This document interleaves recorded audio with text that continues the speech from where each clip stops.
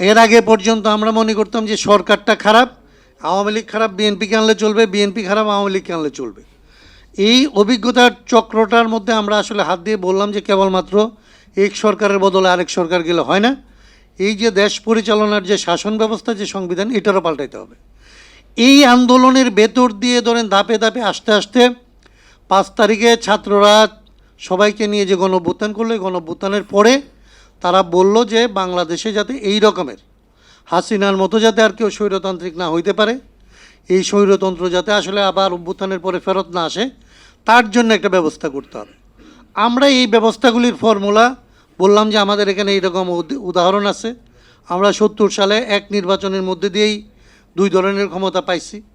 আমরা এটাকে সংশোধন করতে পারি, সংস্কার করতে পারি, এবং এটা করার জন্য জনগণের কাছ থেকে ম্যান্ডেট নিতে পারি, এবং তার জন্য জনগণের কাছ থেকে আমরা গণভোটে আগাম আসলে তাদের মতামত নিয়ে নিতে পারি।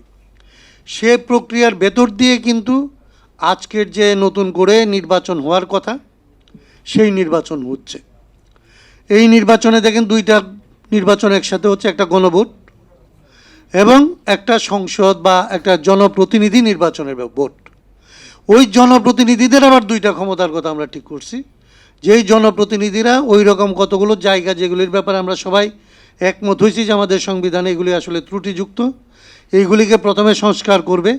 180 দিনের কথা আমরা ঠিক করছি যে 180 দিনের মধ্যে এটা একদিকে আমরা ঠিক করব, আরেকদিকে আসলে এরা সরকার পরিচালনা করবে। তার মানে সরকার এবং শাসন ব্যবস্থা বদলের যে আলাপ, সে আলাপটা কিন্তু আমরা সমস্ত রাজনৈতিক দল মিলে ঠিক করছি। এখন এই আলাপের মধ্যে আমরা প্রথমেই আলাপ যখন উঠে তখন আমরা বলছিলাম যে আলাপ যখন হবে কাদেরকে নিয়ে আপনারা আলাপ করতেছেন, এইখানে শুধুমাত্র রাজনৈতিক দলগুলিকে নিয়ে আলাপ হলো।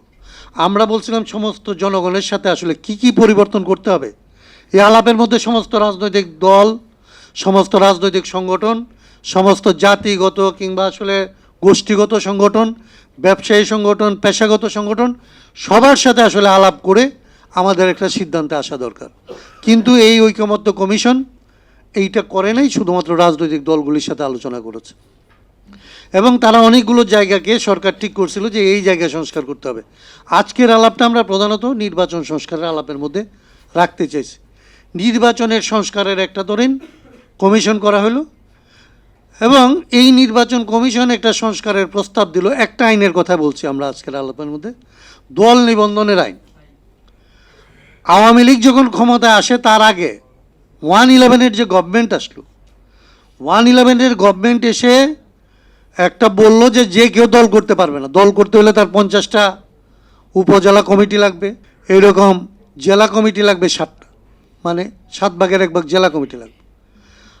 এই আইন আসলে 111-এর সরকার করলো। এইটা আমাদের ধারণা ছিল যে হাসিনার সরকার আসলে, তখন তো হাসিনার সরকার আসলো এবং তারা একটা গণতন্ত্রের কথা বলে টুলে আসলো, কিন্তু এসে যেটা করলো 111-এর যে আইনটা ছিল 14 সালের নির্বাচনের আগে সেই আইনটাকে আরও কঠোর করলো।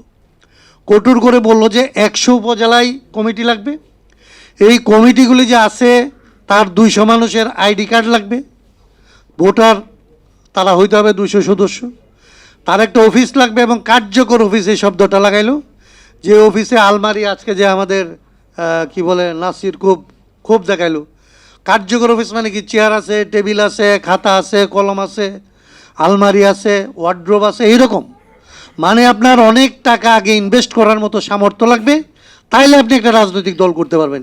যেন তেন নাসিররা রাজনৈতিক দল করে ফেলবে, সাধারণ লোক রাজনৈতিক দল করবে, এটা তারা দিবে না।